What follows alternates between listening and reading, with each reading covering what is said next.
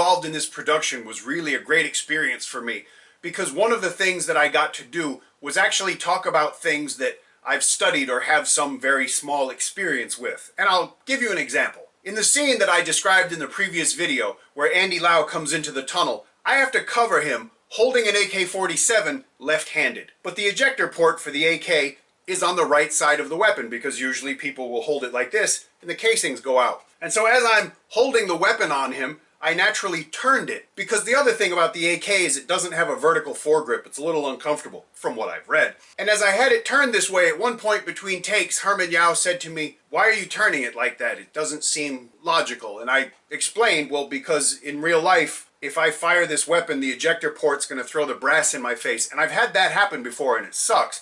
I said, so I would turn it like this so that it goes down. And he said, "Oh, that makes sense. Do that." And I was surprised, because in the past, every now and then I've said a little something like that, and they've said, "I don't care." So I was really happy and very grateful for that. Partially it felt like I could be included, and partially it felt like I was appreciated, and partially it felt like I could add a detail to a movie. Speaking of which, there's a scene where Andy Lau was coming down the tunnel, and he picked up a machine pistol from a dead guy and kept going. And I was watching it on the playback monitor, standing next to Michael Tong. And because I'm me, I turned to him and said, "How does he know there's any bullets in it?" And I went away to, I don't know, take a break, stand around, whatever. And I came back like half an hour later, and Michael said, "Oh, I told Herman and Andy what you said." And I said, "Why?" Because I didn't want him to think I'm not trying to bust anybody's chops. It's just that's something I think of when I see those things in movies. And he said, "Well, they want to ask you about it." And I'm thinking, oh, I'm going to get thrown off this movie. Sorry.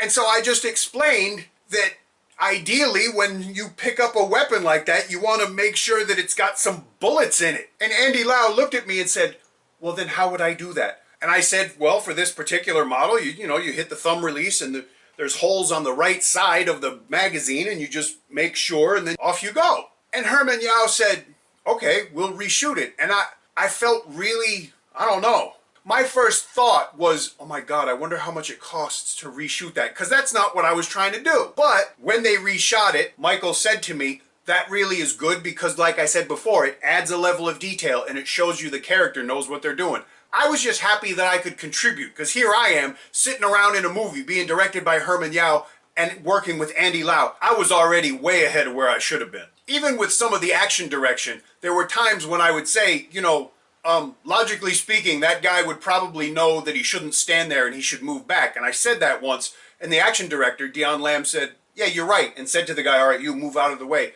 And again, I'm not trying to make it out like, oh, I'm great, because I'm not. The point is, I was able to contribute something that I hope makes the movie just a tiny bit better. Because usually when I see myself in a movie, I always think that it makes it a lot worse. And I'm sure a lot of you think so too. Stay tuned for my next video sharing more memories of making Shockwave.